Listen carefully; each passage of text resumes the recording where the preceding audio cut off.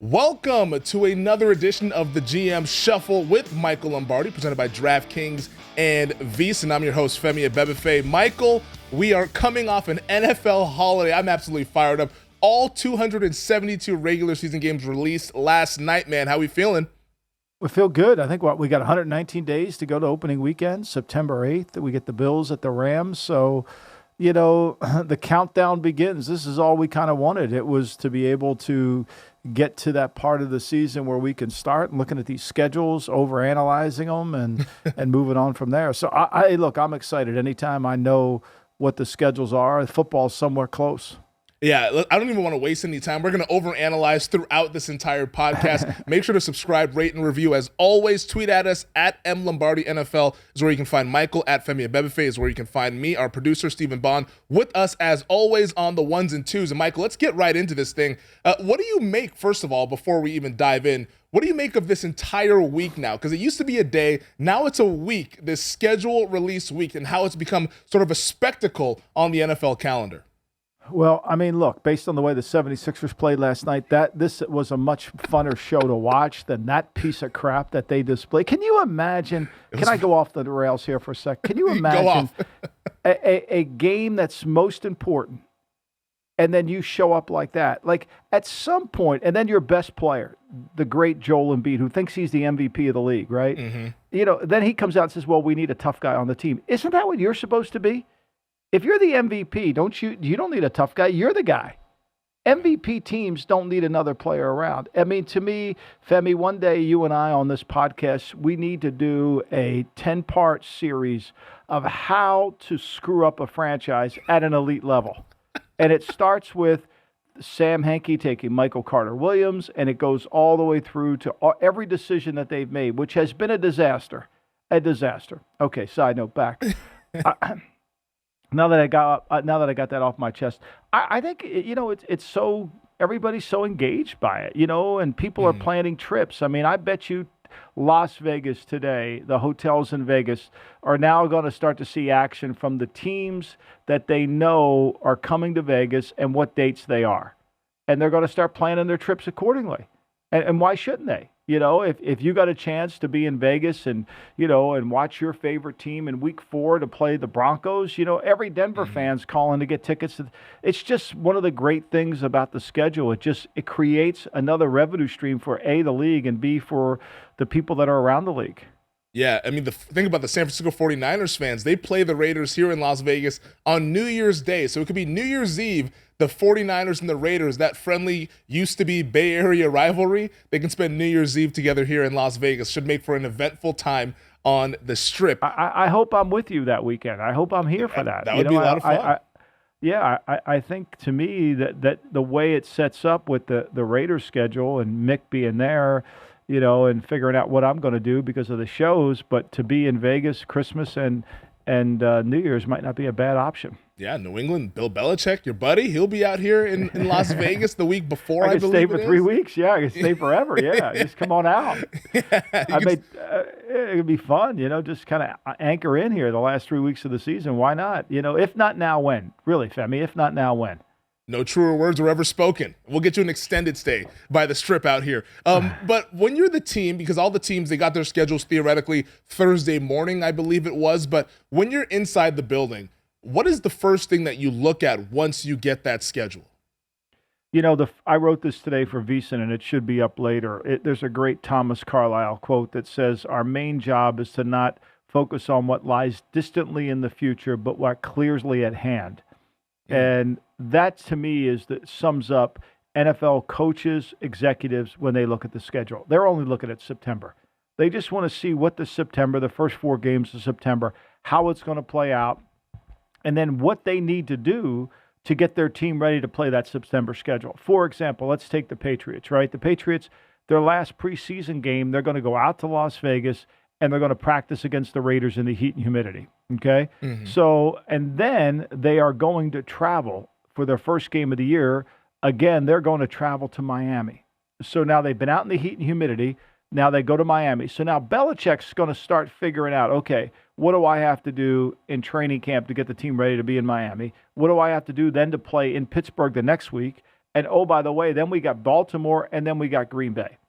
So to him, this is a kind of a way to where now he can start his offseason or in-season planning on what he needs to do. He's not looking past the fourth game of the season. There's no chance. He's looking right towards the first four games, and that's what every team's doing. What four games are we going to play? How are we going to play them? And what do we need to do in the summer to prepare our team to be the best we can? Because remember now, 3 preseason games doesn't give you enough time. It doesn't give you enough time.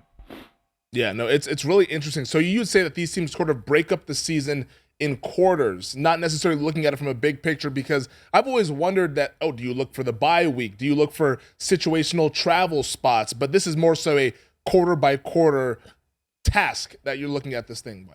Because you don't know what's going to happen in October. You might be playing a team and their quarterback's out. So you're worried about that and you're not. The one thing you want to do when you go through the schedule is to find the anomalies of something that you're not accustomed to playing. You know, like, okay, you're going to play Chicago. All right, new coach, Eberflus. You know Eberflus defensively, but do you know what they're going to do offensively? Do you need to get ready for that? You know, what are you going to do there? All the new coaches you've got to face. Minnesota, you play them in week 12. No worries, because we got 11 weeks of tape on Kevin O'Connell and his staff to understand what we're going to get faced with. So that's easy. But what you want to do is focus on the teams like, let's take Philadelphia, for example. And Philly opens up the season in Detroit. Yep. If you're Dan Campbell, right, you've got to spend most of your offseason getting ready to play the Eagle run game, because you're just not going to get ready. If you're Aaron Glenn, the defense coordinator, you're not going to get ready to play this Eagle run game in a week. It's going to take some time to understand how they run the run game, what they do. Their runs are different, bases, different fronts, the mesh points, the quarterbacks are really good. I mean, it's the number one run game in the National Football League for a reason. It's diversified, and it's very difficult to play. And if you don't prepare your team to get ready for that during the season, during the offseason, you're going to have a hard time saying, okay, Wednesday before, we're going to get ready. I think that's kind of how you have to view the schedule. It's not about we're going to start fast. It's how we prepare first to then start. I think that's going to be the key. Is it harder to play these first-time head coaches early then? Because you mentioned how Kevin O'Connell might be later down the line, so would have 11 games of tape to get some tendencies of what he's doing. But let's say you have to play the Vikings week 1 or week 2 like the Eagles do. Is it harder to kind of prepare for these guys when we have no history of them? Yeah, because you can't. The preseason are kind of meaningless in terms of scheme, right? So what people that play Minnesota early in the season, you know, that they got to do. And, you know, in week 1, Green Bay. So if you're Green Bay and you're on the staff of Green Bay, you're going to look at all the Ram tape. And you're figuring O'Connell's going to run the Ram offense, some form, some variation, you know. And then defensively, you've got to figure out what is he going to do defensively. That's going to be the hard thing. Same thing with Denver. You know Denver's going to run the West Coast. You're going to run base West Coast offense with Nathaniel Hackett. It's going to be all the West Coast protections. It's going to be all the West Coast routes. It's everything West Coast. But what are they going to be defensively, and how are they going to adjust defensively? That's what makes it very challenging. So as you play a new staff early in the season, you've got to try to dig for information and go back and kind of understand the person and then understand the personnel as it relates. I thought this was an interesting nugget. Steven sent this to me earlier this morning, but this was from ESPN's Seth Walder talking about the net rest differential relative to their opponents in 2022. So teams that are benefiting from rest advantages all throughout the season. And the team that benefits the most in order here is the Bills with 13 days, the Lions with 11, the Broncos with 9. The worst is the Green Bay Packers with -13, Texans and Patriots at 10. How much do you look at rest when you factor in the schedule and when you're kind of taking a glance at it early on? Well, if you're the head coach in charge of everything, you've got to be able to look over the landscape of your schedule and say, look, I'm going to have to back off here, you know, and then you got to make sure you give your coaching staffs the opportunity to prepare for those short weeks. You know, if you're Carolina and you play Atlanta twice within 10 days, you already know Atlanta fairly well. You know Dean Peace, you know Arthur Smith, so you're not doing a lot of preparation for that. But if you don't know a team and you've got a short week to prepare for them, then you've got to start working on it now. And so that's why the schedule is so important in May. Is it's long range and short range planning. Only in the month of September, though. You don't want to prepare for something out in October or November when you know you're going to have enough tape to watch it. You're going to get a more valid point. You're basically researching something that you're going to re-research. what you want to do and now is prepare for what you don't know based on what you have time to know. Yeah, no, there's so many angles with these schedules. London trips, we have Germany trips now, a lot to get to. But when I looked at the schedule, I'm always fascinated by how the league schedules the primetime games, because I almost think that they're giving us little breadcrumbs about how they feel about these teams. One team in particular that stood out to me was the Cincinnati Bengals. They made it to the Super Bowl last year, and they, had a nice little miracle run through the AFC playoffs. They're winning by field goals in the AFC title game and in the AFC divisional game. But they have 5 primetime games, Michael, this year on the schedule. 5 for the Cincinnati Bengals. What do you think that these schedules tell us about how the league views some of these teams heading into the season? Well, it tells you if you've got marquee players, they want to put them on. It's like Chicago. How many primetime games do they have? Too many. Too many, right? But in fairness, if you're Howard Katz and you're putting the schedule together, you got a huge market, and you've got a young quarterback that you don't know is going to be good or not, but he's a young quarterback, and there's a chance he could be good. So let's get him in front of people. And so, week 2, Sunday night. Here we are, NBC up in Lambeau Field. Why not? Good game last year in Lambeau. Why not go up there and see if it can happen again? So I think it's about marquee players. It's about rivalries, but it's also about fan interest in cities. You're going to be a draw. And look, Burrow's a huge draw. I mean, everybody loves Joe Burrow. Everybody loves Chase. And the Bengals story was so compelling, I think it continues over. It's crazy. This is from Albert Breyer. 12 teams. 12 have 5 primetime games this season. You have the Niners, the Eagles, the Patriots, Bengals, Chargers, Bucks, Broncos, Rams, Chiefs, Packers, Cowboys, and the Buffalo Bills, who are the current Super Bowl favorites over at DraftKings. The Bills will kick off the regular season at SoFi Stadium, taking on the LA Rams. Michael, let's take a quick break because I want to get into the meat of the schedule, starting with opening night Bills-Rams at SoFi. All right, Michael, we have our Week 1 slate. We have the slate for the entire 2022 regular season, but Week 1, we're starting off with a banger, as what the kids like to call them. Opening night, Buffalo Bills, the Super Bowl favorite, going up against last year's Super Bowl champions, the LA Rams. Over at DraftKings, our friends, our show sponsor, the Rams, 1-point favorite. So if that's any indication as to what we'll see opening night, it should be a fun game. It's funny. I love that DraftKings put out these opening lines on the weekend. 10 of the teams are, I think there's 10 dogs in opening weekend. Yep. Home dogs. And home dogs, which is fun. And most of those home dogs, what I wrote about this morning are basically teams that were picking in the top 10, which just shows you how much the book doesn't really care about the draft, right? The book could care less about the draft. The draft is for the 2023 team, not for this team. Now, it's going to help teams like the Carolina if they get a legitimate left tackle, or, what Chase did last year for them, if some receiver of the 6 that were drafted jump up and really play. But to me, it's that is so indicative of what the book thinks about the draft. And then, when you look at it, the Bears are 6.5-point dogs at home to the Niners. And what makes this one interesting, and I want to know what you think on this, is like, who thinks Trey Lance is any good? Do you? I don't know. His grade is incomplete. That's right. You don't know. It's incomplete. Yeah, and so Justin Fields is incomplete. So they're almost going to give you a touchdown for 2 incompletes. Now, look, I know the Niners are good and all that, and their defensive front, but remember that game last year when Chicago was a back-and-forth game? Yeah. I mean, the Niners didn't win that thing until late. I mean, I was on them on one of my picks, and it was a struggle to cover that one. Yeah, no, that's an interesting game because Trey Lance, who's the likely projected starter Week 1 for the Niners, unless Jimmy Garoppolo ends up being that person. He's still on the roster right now, but we all think that it's likely to be Lance. That Niners pass rush against that Bears offensive line, I think, is probably going to be the decider in that game. But laying 6.5, it's on the road in Week 1 is rather tricky with a guy who's making his 3rd start in the NFL. Yeah, I mean, I think when you look at Week 1 lines that DraftKings put out, I think what you have to do is take a step back and say, what line is going to move based on events in the next 100 days, right? What's going to happen? I mean, if Mariota gets hurt at Atlanta, will that line increase? What happens if Baker Mayfield gets traded to the Cleveland Browns? Where does that line go? What happens if if Zach Wilson gets hurt in the preseason, where does that line go up to? Or maybe the Jets have a great preseason, does it come down? And the one game that I keep coming to is I think that the Niner game, that has the most variable for movement because that we don't know about Trey Lance. And what happens if he comes out and lays a giant egg in the preseason? That number is going to move. People are going to bet that number, and they're going to move it down. So if you like the Bears now, you better take it. If you don't, and you want to wait and see, then you're probably not going to get. I think that number will move closer to 4.5 by opening kickoff. That's what we have to look for as bettors and people that are trying to understand the marketplaces. Where is the variable going to occur?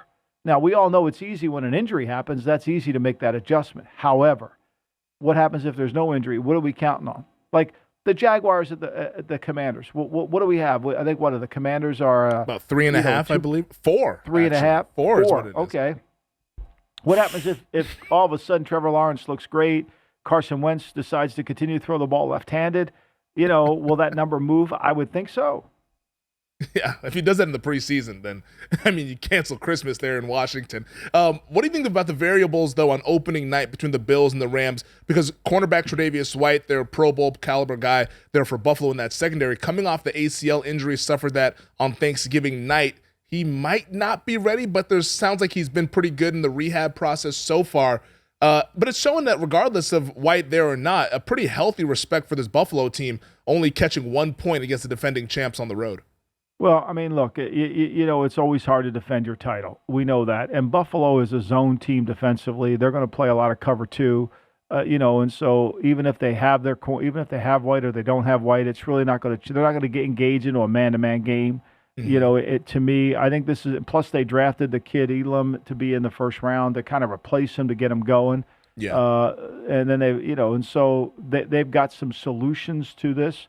A lot of this is going to come down to me, is Buffalo's pass rush. Are they right about Von Miller? Can they rush the passer? And then it relates to the Rams, are the Rams right about Noteboom? I thought he played way better last year when he had to fill in for Whitworth. And he was. Are we right about the Rams' offensive line? Are they still going to be as effective as they were last year? Can they hold up? Can Stafford hold up? And do they have enough depth? I think the one thing we know about the Rams in opening day is McVay's done a really good job of getting his team to the first game. Yeah. To the first game without really putting much stress on them in the summer.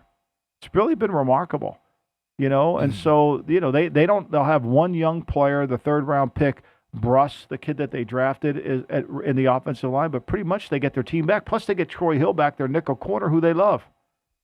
Yeah, no, it's fascinating, this Rams team. They've been the healthiest team over the last 3 years now, I believe it is. Everyone's trying to figure out what they're doing to stay healthy. McVay could probably sell a book on what they're doing to stay healthy. Seriously, I keep counting on it. They have no depth, and yet they never rely on the depth. Hurts them. They never need to. Yeah. And they do. They lost Cam Akers last year. I get that, and they lost some, Henderson at times, and they've had some injuries. Look, Whitworth was out, and they've been able to adjust for it. But to me, they've been able to get away with it remarkably, and your hat's off to them. What's it like, though, opening night? Because you've been there in the New England organization where there have been plenty of opening nights where they're the defending Super Bowl champions. What's that like with the target squarely on your back, and incoming to town is the Super Bowl favorite by all sports books indications, and a team that is hoping to be where you were a year ago?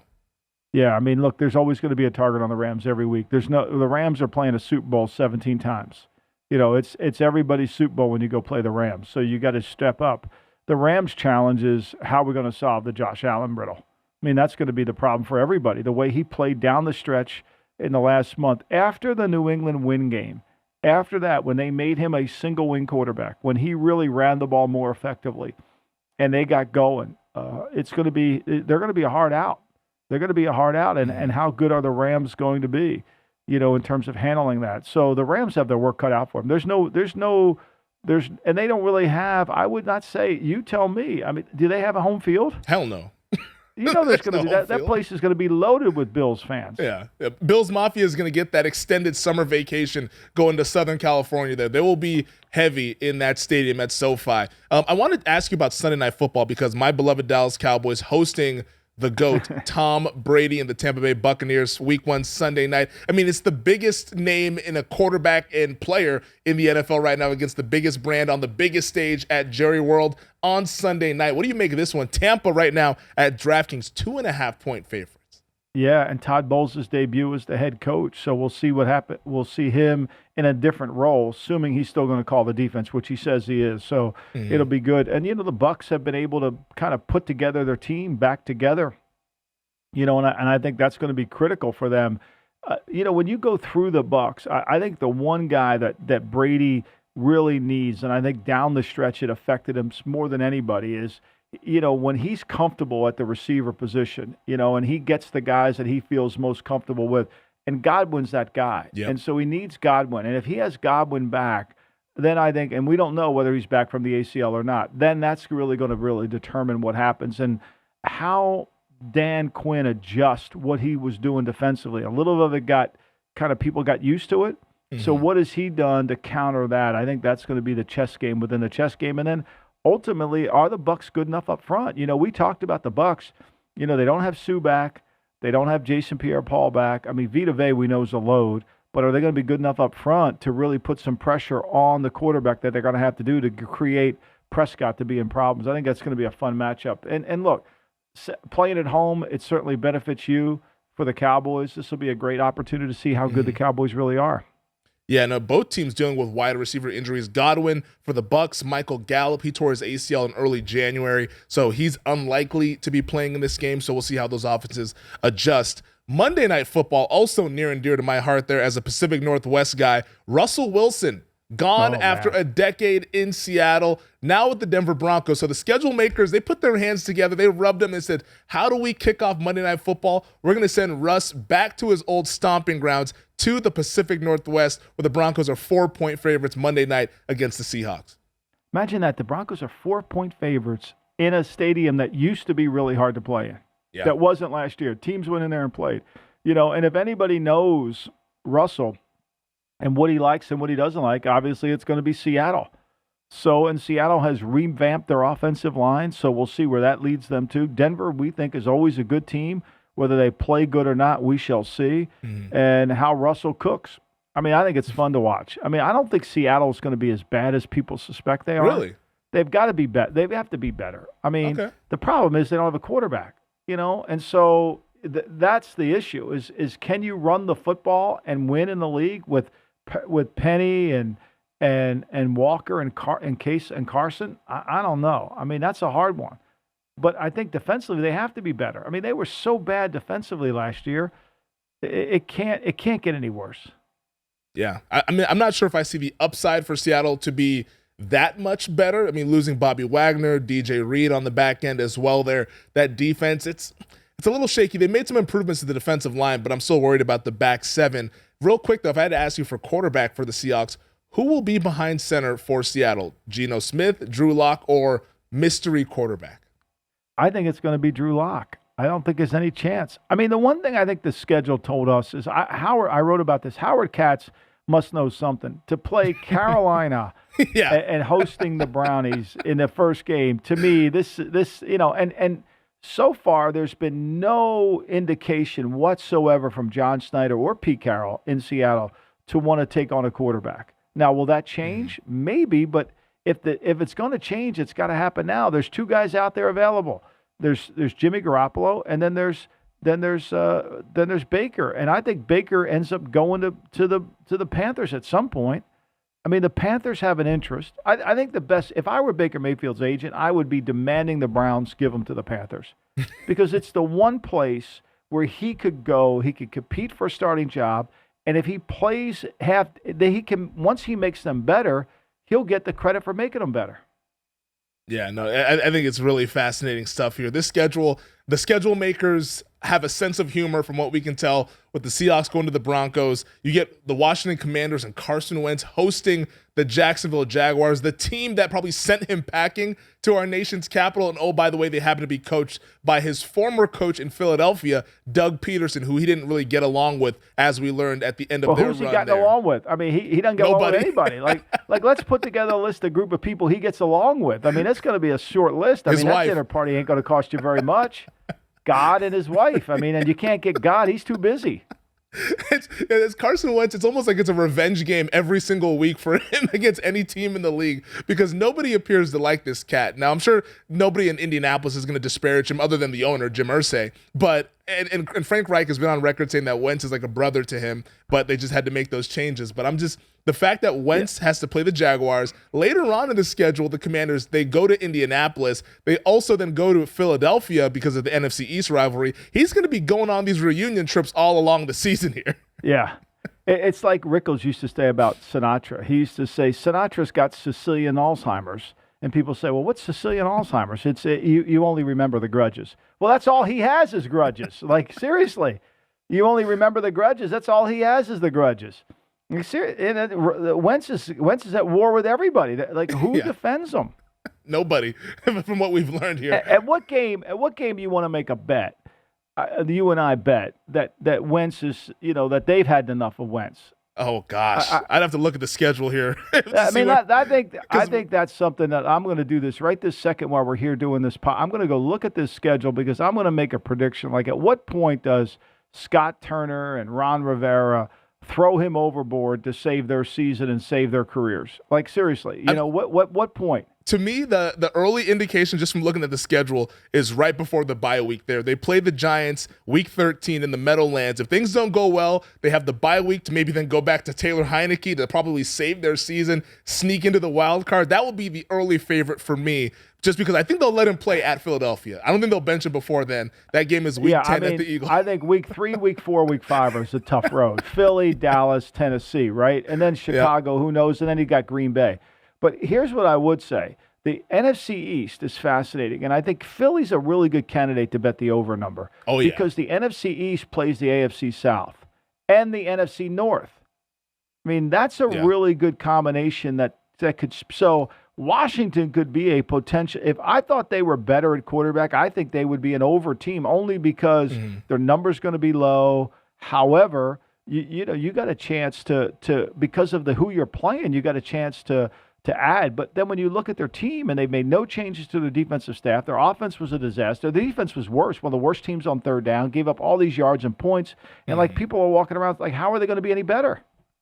That's a very good question. I want to ask you about Philadelphia. I also want to ask you about Survivor as well on the other side. There's a lot we got to get to still left in this podcast, but we're going to take a quick break. You're listening to the GM Shuffle with Michael Lombardi. All right, Michael, we're bettors here at VSiN, and, we do all our shows. And one of the interesting things about week 1 of the NFL season is we get these competitions. We get the Survivor pools. Wow. And I'm curious to see who you think could be the best candidate for Survivor, because for those who are uninitiated, Survivor is you get to pick a team each week, but you can never use them later on down the line in the season. So whoever you pick in week 1 to win, you can't use them. So it's kind of strategic on how you want to save some teams later on down the line. But in week 1, who do you think is the best choice here for Survivor pools?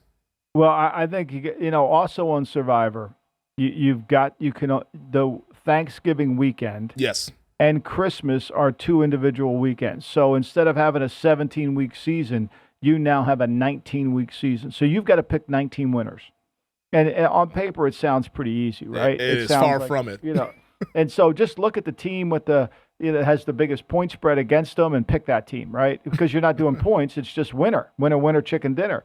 So to me, and everybody that does it, and Mike Palm and Derek Stevens, they're going to announce their circuit contest, I think Tuesday on Mitch and Paulie's show. They're going to announce the prizes, which is going to go way up. You've got to be in Vegas to enroll or use a proxy you got to be in Vegas to enroll, but you can use a proxy to turn your picks in. But to me, on the surface, you want to be able to have a strategy. I think, Femi, I've never done it, but I would want to have a strategy where I want to make sure that I wasn't taking a team that was going to go into bad weather. Like, for example, the Patriots going to Miami, with the heat and humidity, that kind of levels the playing field, and so, I probably would look at the Titans against the Giants would be the number 1 team I might take opening weekend. But, I need to see the Titans in the preseason and do all that. But that would be my first instinct. Or you say, what about the Colts against the Texans? Well, last year everybody took Jacksonville against the Texans, and they were out in the pool completely. So that would be my first instinct. Green Bay going to Minnesota sounds pretty easy and tempting. However, do you want to use Green Bay that early? Do you trust that a team on the road? Most people love to play this, and I would love your comment on this. Most people love to play this taking the home team. Yeah, and I get the thought process behind home teams. My one rule for week one is no divisional games.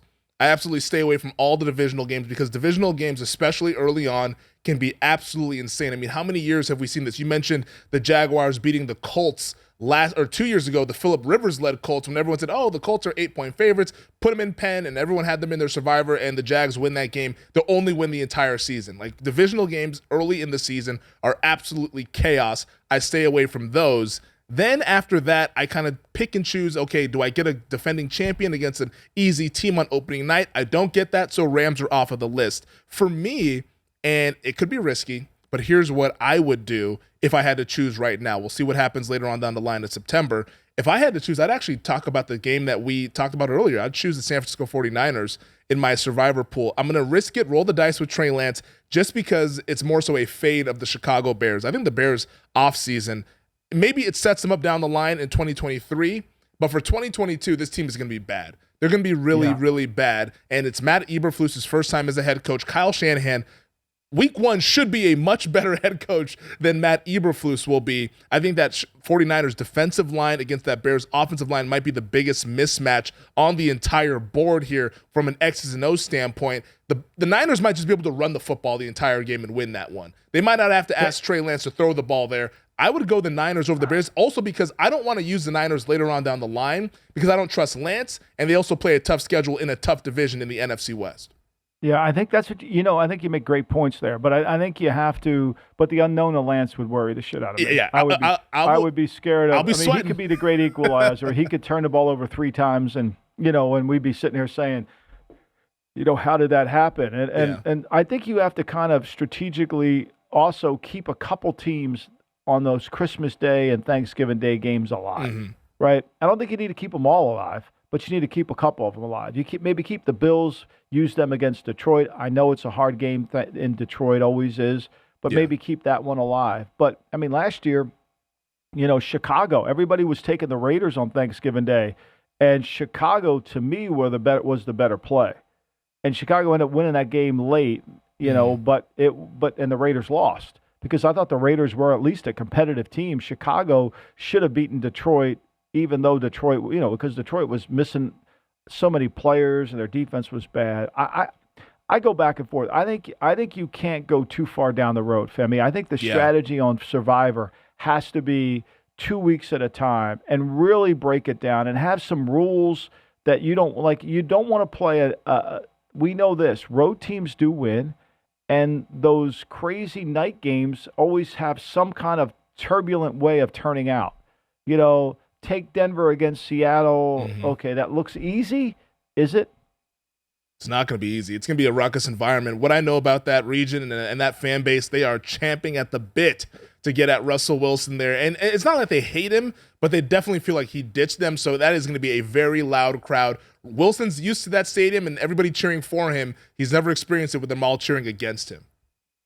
Yeah, I mean, and that's right. And look, at some point they got to get their mojo back. Now, look, I understand it's Drew Lock, and I'm not in love with Drew Lock, and I killed Drew Lock on this pod too many times. So I would stay away from the game. No, there's never enough. It's not enough. Like, seriously. But in fairness to what Pete Carroll said, he would have been one of the better quarterbacks in this draft. That's how shitty this draft was. Yeah, that's bad. I mean, that's how shitty this draft was. So I think I lean towards, to me, the Titans seem like, look, last year the Titans opened up bad at home. They had all those COVID problems. They missed a lot of guys. Their timing wasn't off. Last year, what I try to do to opening the season up is see what teams really start the year with really good amount of rushes and completions. You'd be surprised. Arizona is one of those teams that is very good at the start of the year. For whatever reason, Kingsbury gets their team ready. They have really good rushes, completion. Now, Hopkins not going to play against the Chiefs, so that's a problem. And then maybe do you take a chance on the Panthers, knowing Brissett could be the quarterback of the Browns? I can't. No, I can't. Well, I know, but here's the thing. Everybody says you can't, but at some point you have 19 teams. Yeah. You can't every team. I can't do that. I can't do that. It's like we can't take them here. It's like Bill Walsh would say all the time. Well, I mean, at some point we can't pass either. No, that's fair. I mean, even it's Cleveland, their roster is put together so well, and I really respect Stefanski as a head coach to where I wouldn't want to go against him, especially with what we could have at quarterback for Carolina. Now, if it's Baker Mayfield, that spices things up a little bit. But if it's not Baker Mayfield, I worry about that Panthers offense scoring against that Browns defense here. But the Niners early on would be my pick for Survivor, even though it's going to be a really sweaty experience with Trey Lance making his third career start on the road there. We had one guy last year had 5 entries in, and we went off the beaten track in like 3 of them opening weekend, and he lost. I mean, a lot of people do more than 1 entry too, right? Yep. Which is fascinating. I think it's the hardest thing to do. I really do. I think the contest, picking 5 winners every week, is challenging, but you can logically work your way to some answers. The Survivor one is really a harder one because you've got to really take a chance on a couple teams that you don't feel good about. Yeah, and you can get into your own head too when it's only one selection. It's like, okay, like last year, Baltimore goes down to Miami, and Brissett gets hurt. I mean, it's a disastrous game, and Baltimore loses.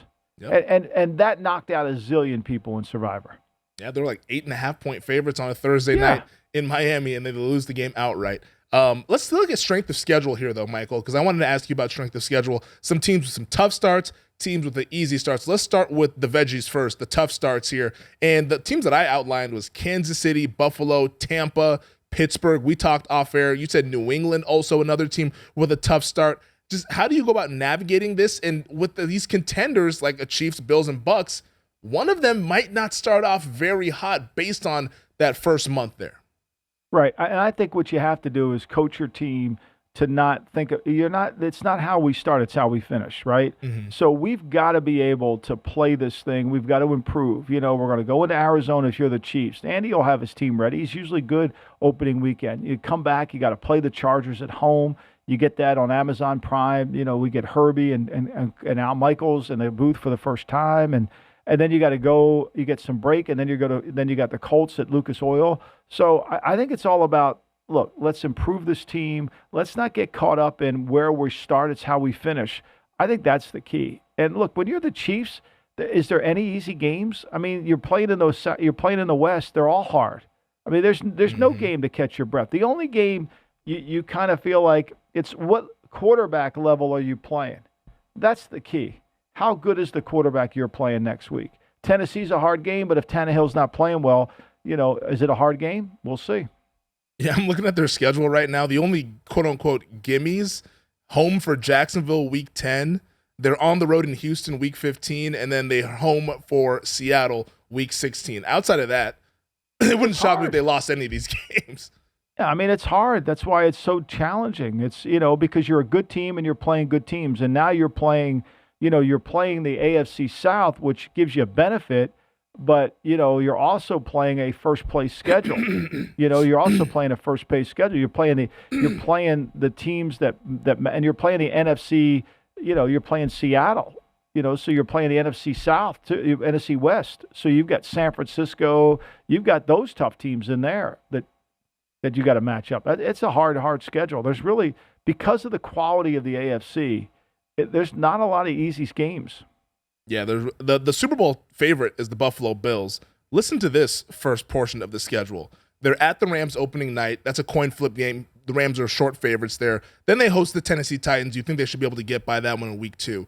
They go to the Miami Dolphins week 3. Always a tough place to play early on in the season. They'll make you wear your dark-colored uniforms. They're going to put you out there in the sun. Then they go to Baltimore week 4. Like, it's not crazy to think that Buffalo could start 2-2, maybe even 1-3, even though they're the Super Bowl favorite and thought of as the best team in the league.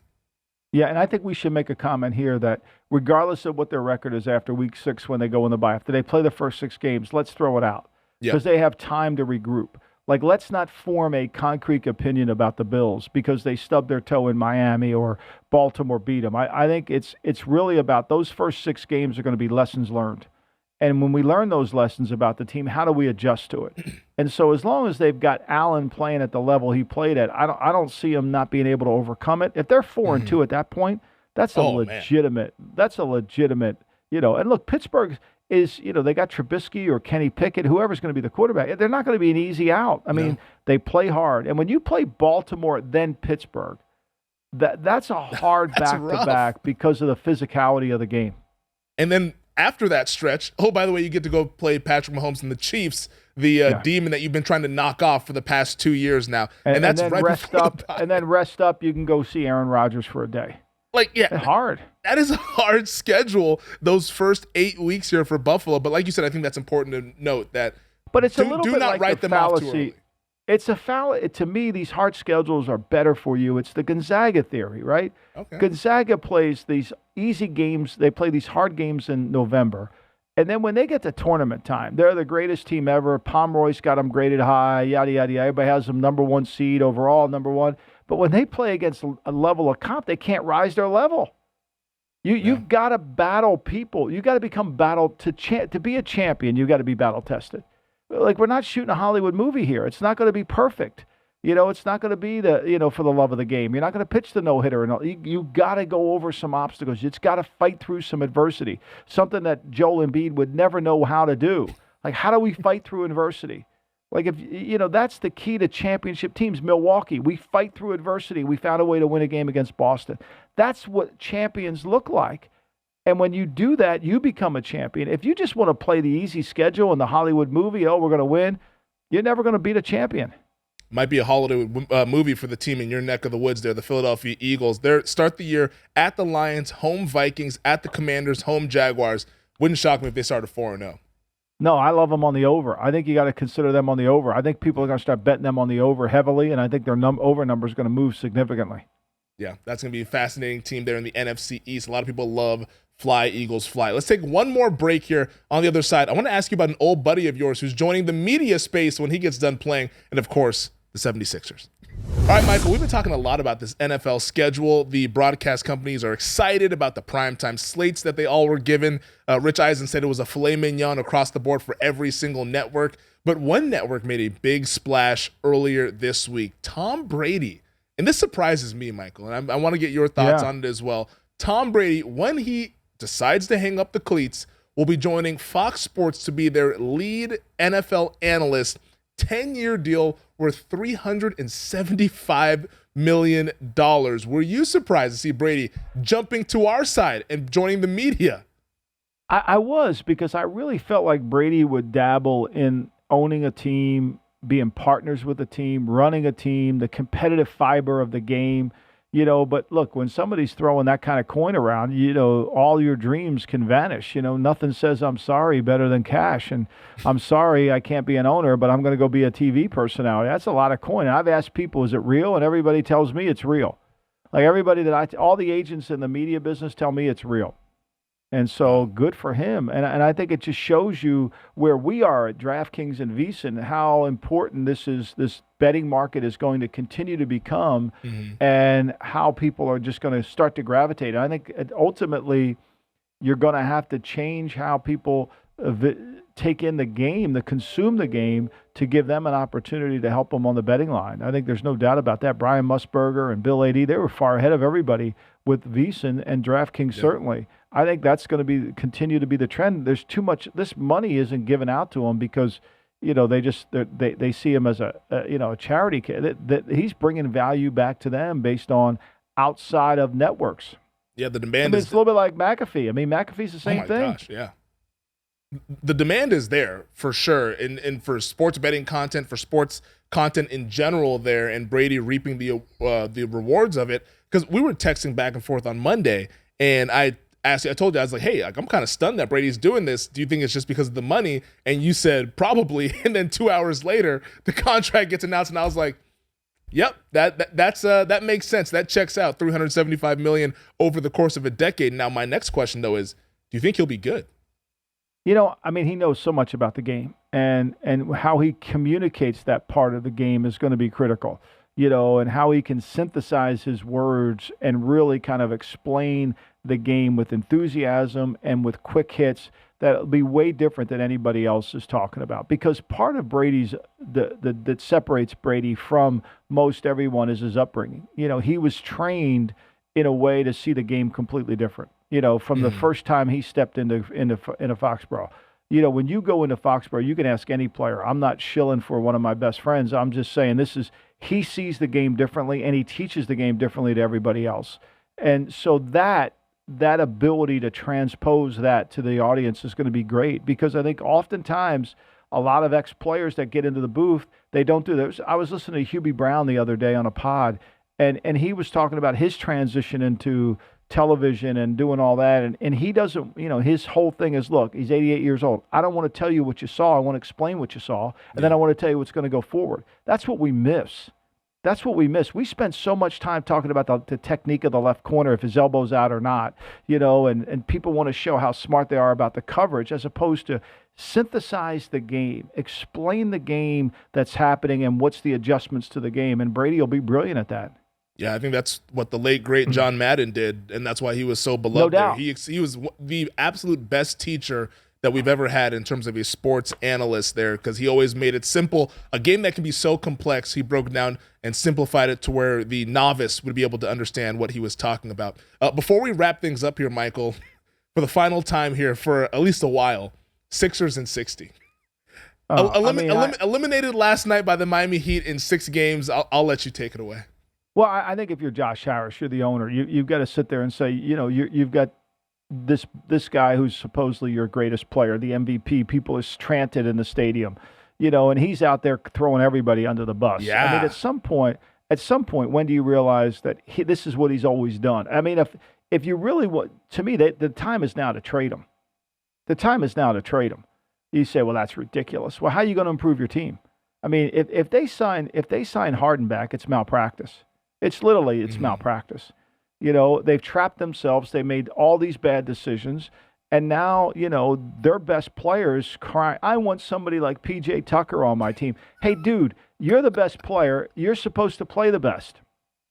Like, you're supposed to be the tough. Like, that performance the last 2 nights, and people say, well, he was hurt. Did Iverson ever complain when he was hurt? Iverson was the MVP. He took that team, which I promise you, Femi, you can't name 3 other guys on that team. You might know Eric Snow because he played up in Seattle, but I mean, some of the guys that were on that team that Larry was coaching, Dikembe, I mean, okay, he was a good player. They traded for him. They had Theo Ratliff before, Aaron McKee. Shout out to Aaron McKee. I mean, this was not a George Lynch. I mean, this was not a really talented team, but Iverson was an elite player. The thing I learned, and I know I'm going off here, but I think in doing this book, what I've learned is I think we as a generation today have a hard time understanding what really is great. Like, to say that Embiid is like Olajuwon is really a joke. No. Like, it's not even close. Yeah. Like, to say Embiid's like Moses Malone, it's not even close. Like, he's as talented as anybody on the planet, but as a player and as a performer, it's not close. No, you can make all the excuses you want, but at the end of the day, great players like Giannis play great in great times. And that's the fine line. That's the difference. What I think learning and what I've done writing up these top 100 players is there's a difference between drive and motivation. Embiid's motivated to win the MVP. There's no drive for him. I mean, have you ever seen a guy get more tired with his conditioning than Embiid? I mean, last night with 8 minutes to go in the first quarter, he was exhausted. He was done. He missed all that. He's never in elite shape to get stronger as the game goes on. I was writing up Jerry Rice the other day. What's the number one quality Jerry Rice had? Stamina. Mm-hmm. He was better in the fourth quarter than he was in the first quarter. That's elite. That's elite. We have a problem because of the Worldwide Leader and all these shows. We educate our fans on what is elite, and it's not. Like, that's not elite. It's good. It's really good. It's certainly wonderful, but it's not elite. Giannis is elite. Yep. Steph Curry was elite at his time. Iverson, now that was elite. Kobe Bryant, now we're talking about elite now.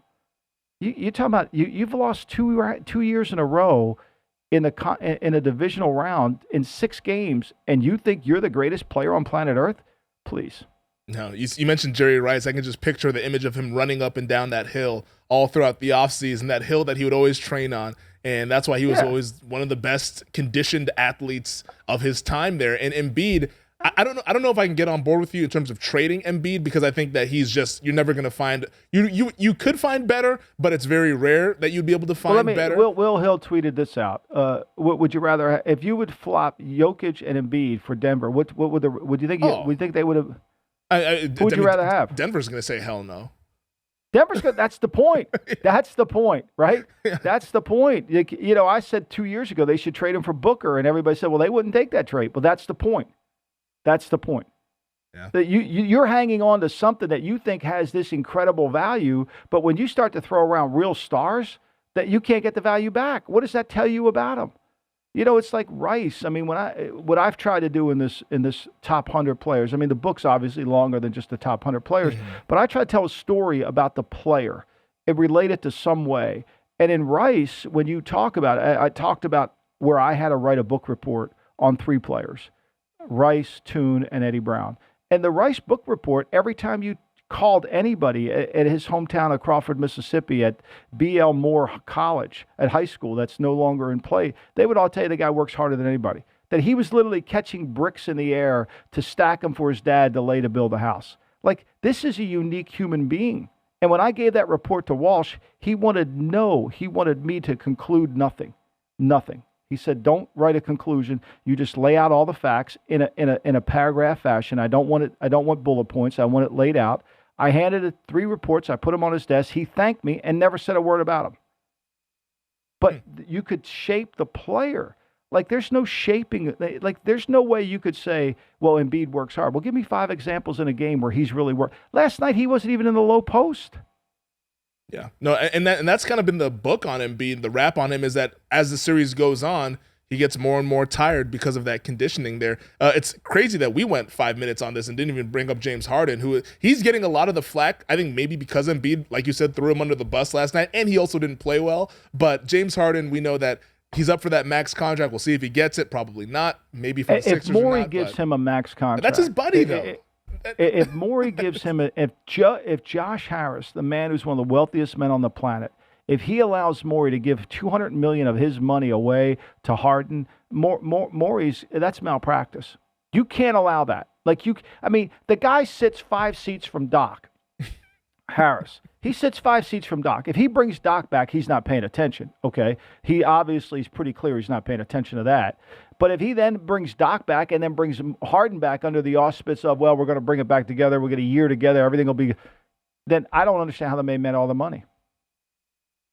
It's going to be fascinating to see throughout this offseason. We could talk about the Sixers. That could be a separate podcast in itself, but we got to end this episode of the GM Shuffle. We went through the entire NFL schedule, the news and notes from week 1, all the big games throughout the year, so we can discuss that more at length as we go throughout the offseason. But Michael, always good to chat with you. Good to chat. We'll be back Thursday again. We're back on the Thursday routine. And we're going to start, Femi, I wanted everybody to know, we're going to start doing the blues and red chips. So we're going to rate the blue chip players are the top 5 players at the position. The red chips are the top 10 players at the position. We'll start at the defense and we'll end at quarterback, and we're going to rank the league. That is going to be absolutely fun. Look out for that throughout the offseason. Now that we're in the meat of this offseason schedule in May, going into the summer months, June, July, August, and September, we'll be back, buddy. Football will be here. It's just a corner away. But thank you to DraftKings. Thank you to VSiN. Thank you to our guy, Stephen Bond, as always, producing it. Michael, I will talk to you soon. Subscribe, rate, and review, as always, folks. Thanks for watching the GM Shuffle with Michael Lombardi. And for more videos like this, make sure to subscribe to VSiN Live and the GM Shuffle podcast with Michael Lombardi, presented by DraftKings and VSiN, wherever you get your podcasts.